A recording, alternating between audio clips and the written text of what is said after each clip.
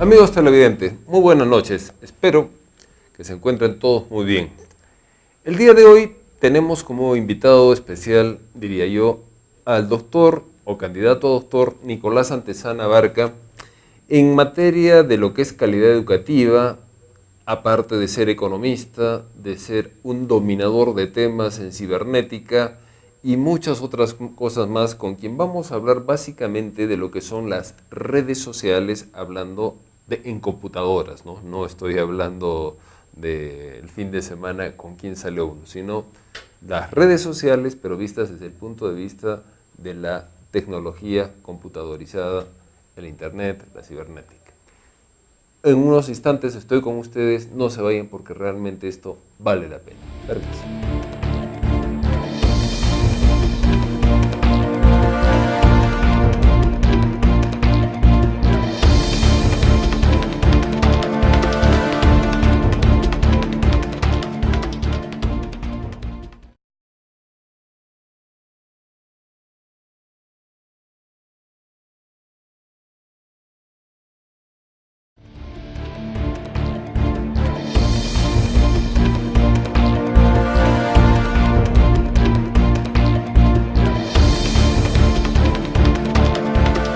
Amigos televidentes, como hace un momento les señalé, ya se encuentra con nosotros el doctor Nicolás Santezana Abarca, quien es doctor en calidad educativa, tiene temas en cuestiones cibernéticas y etcétera.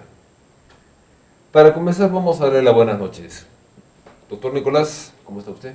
Buenas noches, Federico. Gracias por invitarme a tu programa. Qué ocurrencia. Belencita, ¿cómo Buenas estás? noches, Federico. Buenas noches, doctor. Agradeciéndole aquí su presencia. Doctor Nicolás, estimado amigo, este es un tema realmente que yo, en mi opinión, desconoce muchísima gente. Uno de ellos soy yo. Soy absolutamente ignorante en el tema que vamos a atacar. Hay dos. Yo estoy poniendo como genérico redes sociales, pero como conversábamos con usted, hay lo que se denomina espionaje electrónico y hay también lo que se llama seguridad de las redes sociales.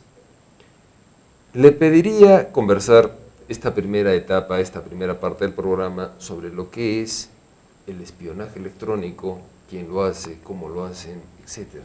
Bien. A ver, vamos poniendo algunos puntos claros. Espionaje electrónico es cualquier interferencia de señales electrónicas que permite que alguien obtenga información. Formalmente eso se llama SIGINT, que esto es interceptación de las señales electrónicas.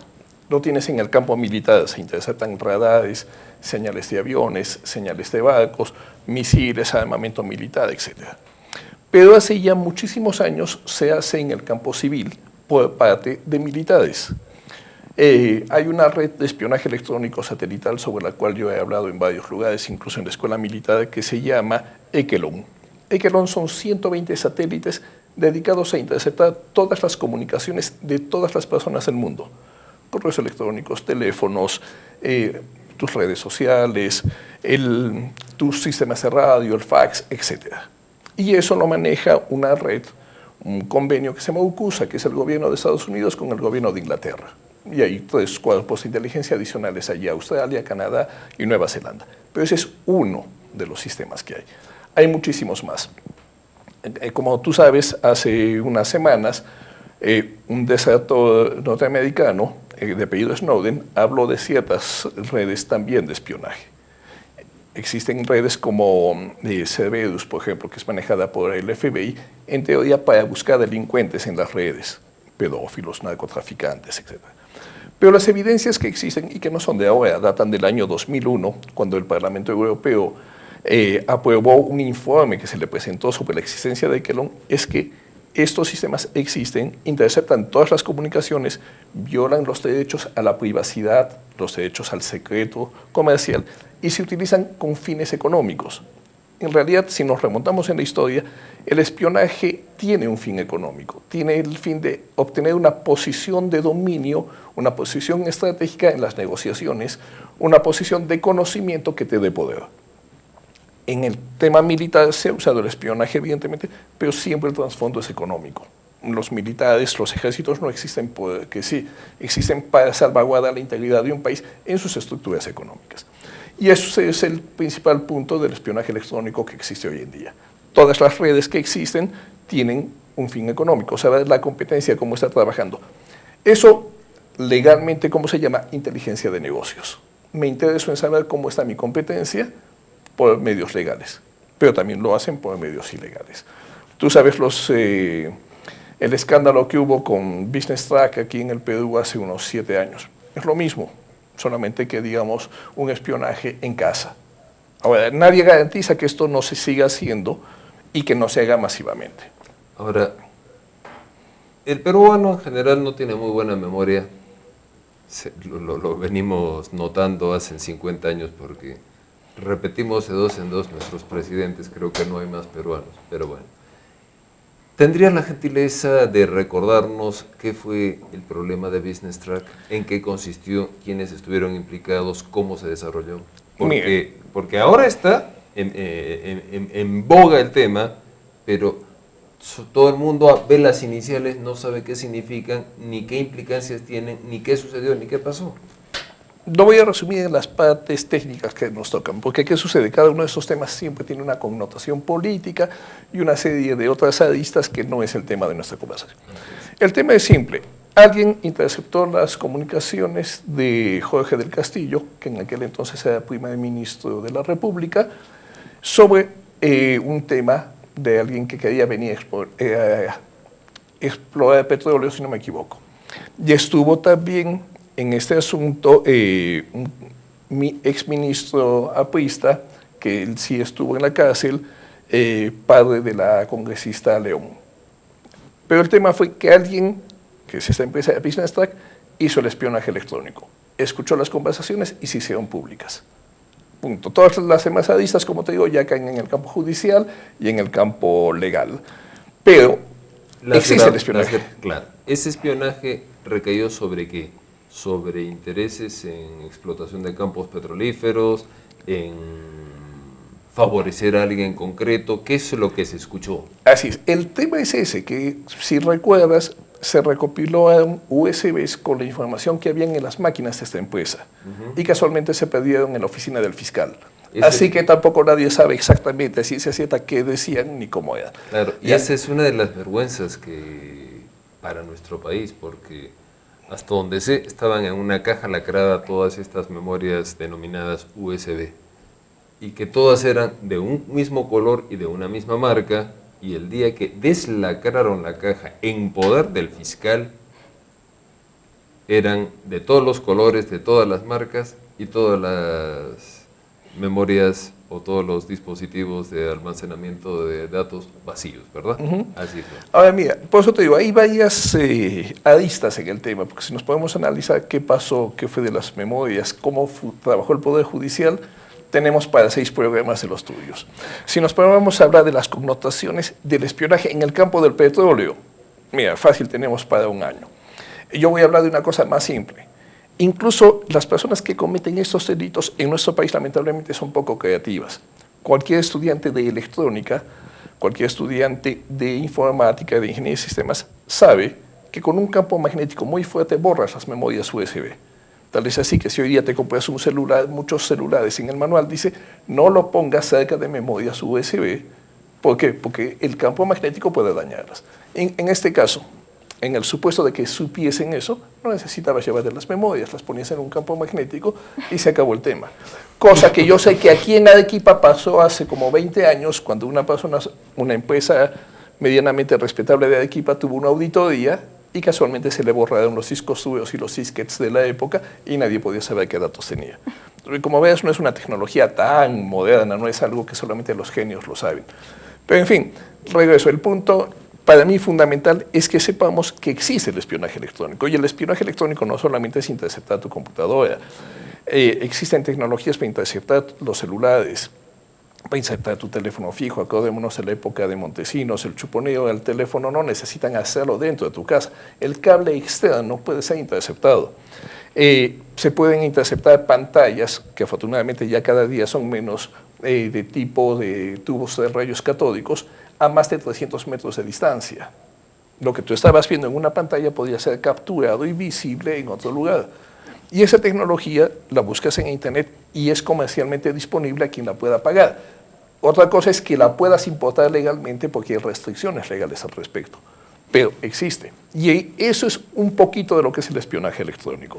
Y te digo un poquito ¿por qué? Porque también tienes el espionaje satelital a nivel de imágenes fotográficas. Te voy a un caso anecdótico. En el año 2004 yo me encontraba fuera del país y veo en los titulares de los periódicos nuestros un escándalo. Se había exhibido en Chile fotografías de la base aérea de La Joya tomadas por un satélite israelí. Y un congresista arequipeño, lamentablemente, sale a declarar que había que poner una barrera de satélites para que los satélites chilenos no penetren en el espacio peruano, desconociendo cómo funciona todo el sistema de comunicación satelital. En el espacio no hay 1, 2 o 3 satélites, hay centenas de satélites. Una sola empresa, Teledesic, tiene 820. Calcula cuántos tienen las demás empresas. No hablemos del Perú, que no tiene ninguno todavía, lamentablemente. Sí, a mí me surgían dos preguntas que van bastante de la mano. La primera es, entonces, ¿qué quiere decir? Que todo esto, las noticias que salen, ¿no? De, por ejemplo, los videos, los audios, etcétera, que son los famosos chuponeos acá en el Perú, vendrían a ser una pantomima, un teatro, algo totalmente montado como para llamar la atención, sabiendo de que desde hace muchos años se puede llegar a niveles tan altos de espionaje. Y, por ejemplo, yo sé que a personas de alto mando, de altos rangos, les dan un teléfono especial, supuestamente bloqueado, cuando realmente esos bloqueos parece que no sirven, ¿no? No son tan efectivos como uno pudiese creer que realmente son. Y la segunda pregunta es de que, bueno, yo no soy militar, no soy político, no tengo cargo, es lo que cualquiera de nuestros televidentes puede estar pensando. Yo soy una persona común y corriente, simple y normal de Arequipa. ¿Cómo ese espionaje me puede afectar a mí y a todos nosotros? Ok, te voy a llevar primero a la segunda respuesta, pero desde el caso económico. En este famoso informe sobre Quelón, que aprobó el Parlamento Europeo, hay un caso del año 94. El gerente de Volkswagen en Alemania estaba haciendo un contrato con una empresa del Estado. Sus comunicaciones fueron interceptadas por la Agencia de Seguridad Nacional. Y a raíz de eso salió un escándalo político acusándolo a él de corrupción y de otros delitos. Por lo tanto, tuvo él que dimitir al cargo que tenía en la empresa y el contrato nunca se llevó a cabo con Volkswagen. Lo ejecutó una empresa norteamericana en su lugar. Y eso está documentado, está en este informe, es un tema público. Segundo caso, más o menos grande. Airbus, una empresa europea fabricante de aviones, estaba cerrando un contrato con Arabia Saudita para proveerlos de aviones supersónicos.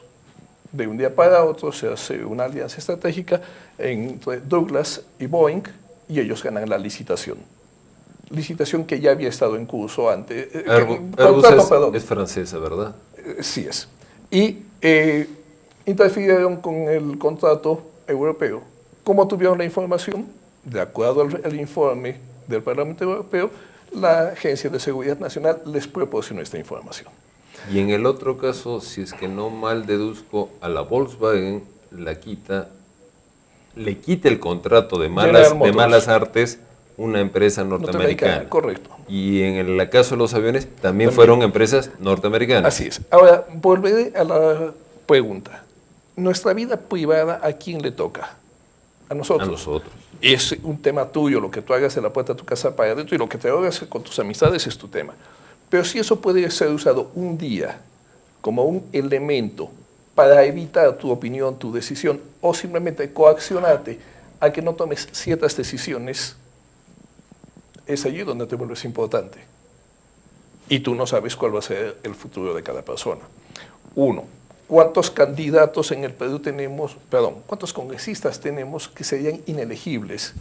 Que si tú te pones a analizar, son personas con un pasado más o menos tormentoso. No me digas que nadie lo sabía. Lo que yo pregunto es quién los ha financiado y qué tanto los conocía. ¿Hay algún interés allí? Y mientras más conoces sobre una persona, más elementos tienes para poder, a nivel del espionaje electrónico, saber si esa persona va a estar